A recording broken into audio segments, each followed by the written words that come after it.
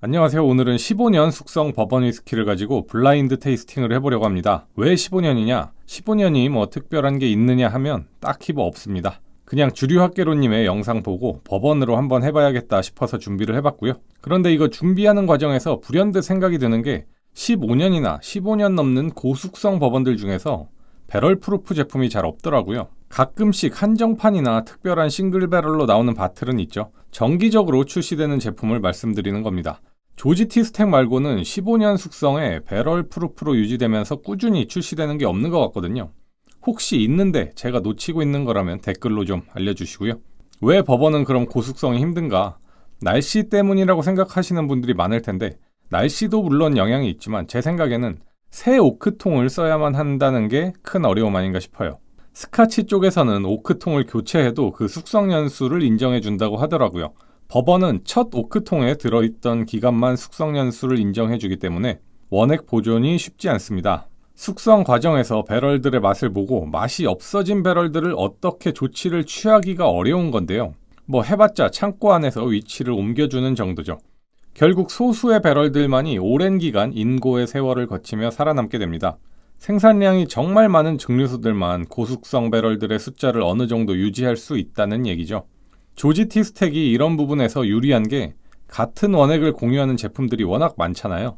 일반 버팔로 트레이스부터 해서 테일러, 이글레어, 스택 등등 어쨌든 이렇게 소수의 배럴들만 긴 숙성 과정에서 살아남게 되는데 이걸 배럴 프루프로 내보내는 것도 쉽진 않아 보입니다. 왜냐하면 2024년에 조지 스택의 증발률이 61%라고 하거든요. 원액의 39%만 남았다는 얘기죠. 계산해보면 한 배럴당 100병 정도 상품화가 가능한 수준입니다. 상당히 적은 수량인데 문제는 이 고숙성 배럴들이 다 맛있냐 하면 그것도 아니거든요. 결국 이 중에서도 맛있는 애들만 골라서 섞으려면 고숙성 배럴 프루프는 만들기가 더 어려워지죠. 그래서 대부분의 증류소들은 물을 조금씩 타서 술의 개성을 살짝 죽이는 방법을 택합니다. 맛의 진함을 어느 정도 유지시켜주면서 좋은 특징을 크게 잃지는 않고 나쁜 맛은 숨겨주는 정도의 알코올 도수로 제품을 만들어내죠. 러셀 15 같은 경우 루머에 따르면 70도가 넘는 원액도 여기 들어갔다고 하거든요. 그런데 술 제작자 입장에서 물을 조금 타서 58.6도가 가장 맛있다고 판단했기 때문에 배럴 프루프라는 타이틀을 포기하고 이 걸작을 만들어낸 거겠죠. 그래서 결론은 고숙성 배럴 프루프 버번을 만드는 게 쉬운 게 아니다. 그런데 그걸 꾸준히 만들어내는 조지 스택은 대단하다고 말씀드릴 수 있겠고 오늘 마실 술들 하나씩 얘기해보죠. 오늘의 조지 스택은 2024년 버전입니다. 앞에서 이 술에 대한 얘기가 거의 줄을 이룬 것 같기 때문에 더 설명은 필요 없을 것 같고요. 도수는 68.05도입니다. 워낙 찬양을 많이 해놨는데 물론 제조 과정이 어렵다는 얘기지 무조건 맛있다는 건 아닙니다. 그러니까 블라인드를 해보는 거죠. 어쨌든 기대가 되는 바틀입니다. 두 번째는 러셀 15년, 이것도 유명하죠. 조지 스택과 마찬가지로 2024년에 출시된 버전이고 앞에서 잠깐 언급해드렸듯이 배럴 프루프가 아닌 58.6도입니다. 버팔로 트레이스의 자존심인 조지 스택과 와일드 터키의 자존심인 러셀 15의 대결. 가슴이 웅장해지네요. 다음은 진빔의 자존심, 리니지입니다. 이 바틀은 박스에 설명이 써있고 병 자체에는 뭐가 딱히 안 써있어요. 스펙은 15년 숙성에 아버지와 아들이 함께 고른 배럴들로 만들었다고 하고요.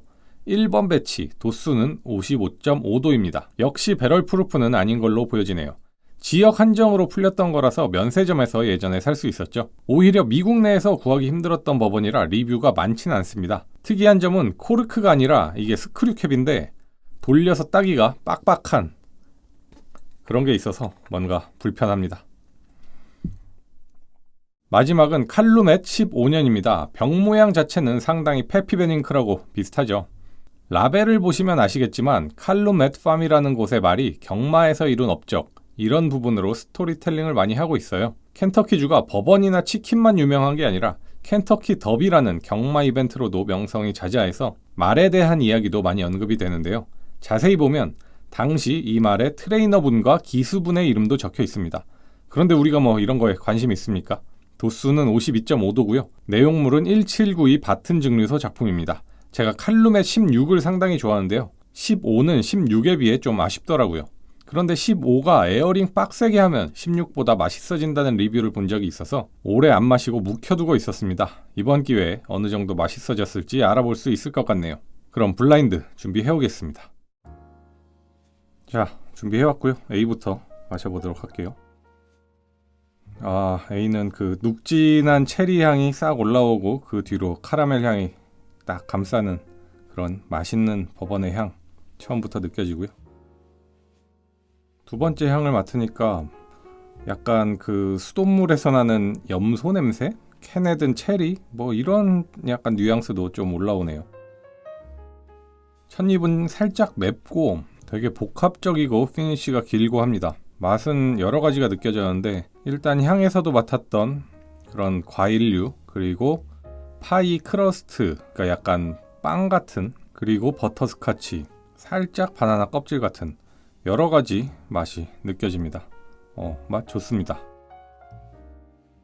B는 A에 비해서 향이 살짝 약한 것 같은데 은은하게 캐러멜 향이 올라오고 있습니다.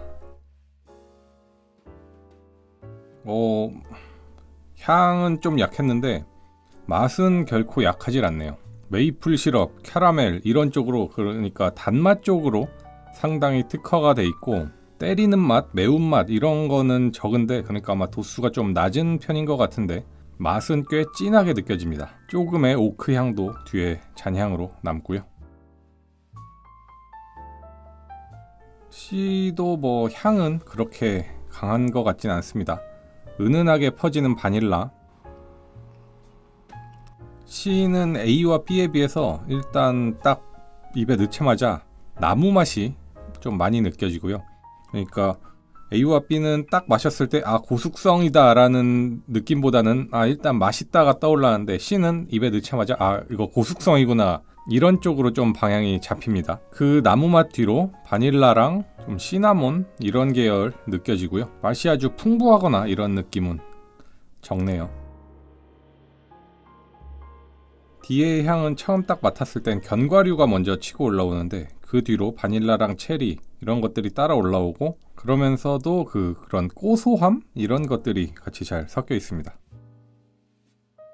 A와 마찬가지로 상당히 복합적인 맛인데 뭔가 복숭아 아이스티 그리고 홍차 뭐 이런 계열에서 느껴지는 되게 좀 고급스러운 그런 맛이고, 그렇게 달진 않습니다. 달진 않고 나무맛, 체리, 계피, 고소함 이런 것들 정말 다양하게 노트들이 많이 느껴집니다. 잘 만든 버번 같네요. 일단 첫인상은 A와 D가 상당히 복합적이어서 잘 만든 버번 같고, B는 또 개성있게 나름의 매력 확실히 있고, C가 조금 아쉬운데 천천히 다시 한번 마셔보면서 평가를 해보겠습니다. B는 향을 다시 맡으니까 카라멜 향이 굉장히 많이 올라오거든요. 옛날에 랄센이 먹었을 때 그런 밀버번에서 느껴지는 굉장히 캐러멜 농축된 그런 향기, 그런 향이 좀 떠오르고요. 맛에서도 비슷합니다. 신기한 게 그런 메이플 시럽의 화사한 것, 그리고 카라멜 눌러붙었을 때 좀 눅진한 맛, 이런 맛이 양면성을 갖고 있는데 이 맛이 둘 다 동시에 느낄 수가 있어서 상당히 매력적이고요. A는 과일 향이 미쳤습니다. A는 다시 마시니까 과일을 그냥 여기 쏟아붓고 그걸 그냥 오크 나무랑 섞어버린 것 같은 그런 느낌이거든요.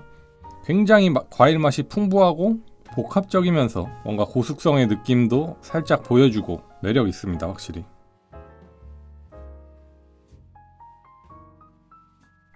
D가 뭔지는 모르겠는데 확실히 명작은 명작이거든요. 이게 제가 촬영을 하면서 맛 평가를 바로바로 하려다 보니까 제 지금 머릿속에 떠오르는 수많은 노트들을 바로바로 좀 표현하기가 어렵긴 한데, D는 진짜 여러 가지 맛을 갖고 있고 딱히 거슬리는 노트도 없습니다. 다만 살짝 아쉽다고 할 수 있는 부분은 너무 육각형이라 단맛이 좀 더 있었으면 어떨까 하는, 그냥 제 개인적인 취향을 반영하면 그런 아쉬움은 조금 있고요. 그렇지만 딱 이제 입에 넣었을 때 그 고급스러운 맛의 프로파일뿐만 아니라 질감까지도 뭔가 비단을 입에 머금는 것처럼 굉장히 고급스럽게 느껴집니다. D가 뭔지 모르겠지만 일단 명작인 것 같고,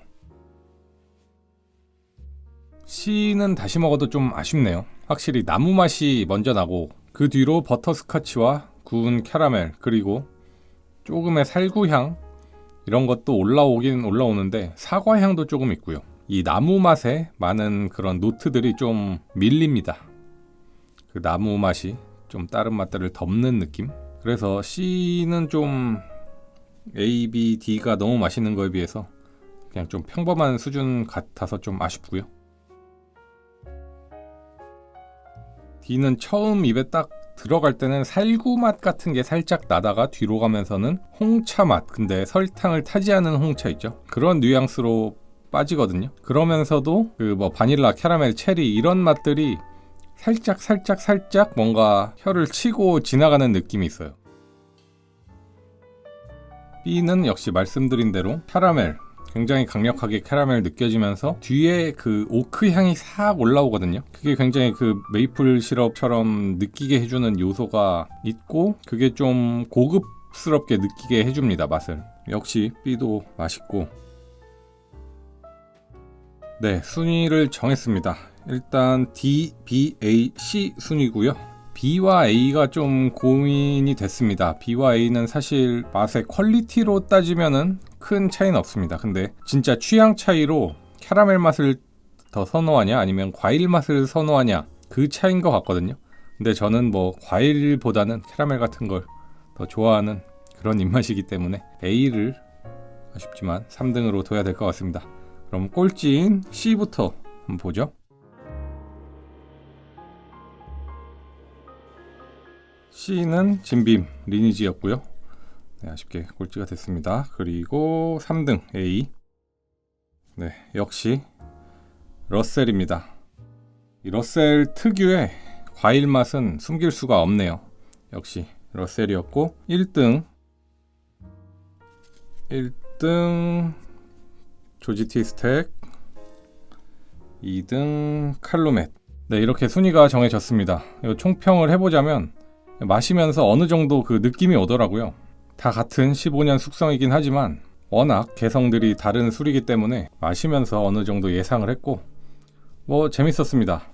결과는 뭐 크게 뭐 예상을 벗어난 건 없고, 러셀 15가 생각보다 순위가 낮다고 뭐 생각하실 수도 있는데 칼룸의 15가 좀 선전을 했고, 아까도 그 마시면서 말씀을 드렸지만 얘는 진짜 과일 쪽으로 특화되어 있고 얘는 캐러멜 쪽으로 특화가 되어 있습니다. 그런데 제 취향이 이걸 선택을 했고요.